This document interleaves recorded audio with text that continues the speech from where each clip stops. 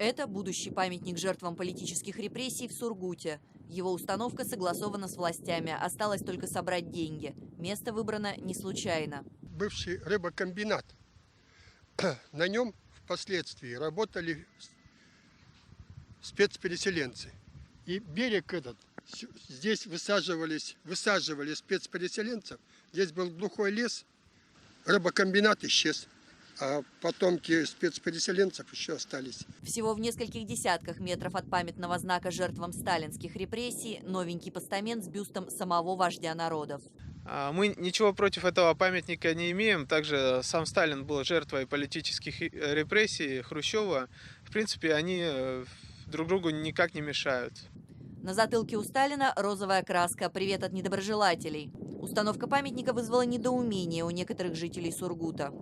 Упрекают, репрессии же его упрекают, и тут же поставить ему бюст.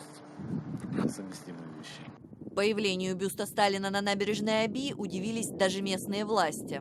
К нам обращение о согласовании и размещении каких-либо лиц не поступало. Правовым актом за нарушение правил благоустройства в течение 2 месяцев должно быть принято решение о привлечении тех или иных лиц. В соответствии с этими положениями в течение этих нормативных сроков администрация города будет принято соответствующее решение.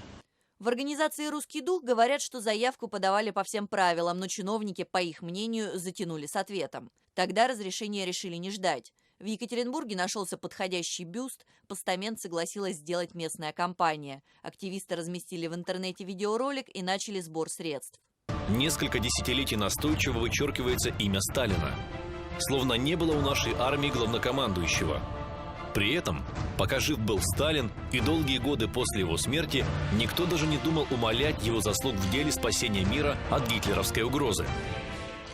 Теперь Сургут ждет результатов полицейской проверки. Если установку бюста признают незаконной, русскому духу придется снова собирать деньги. На этот раз на демонтаж.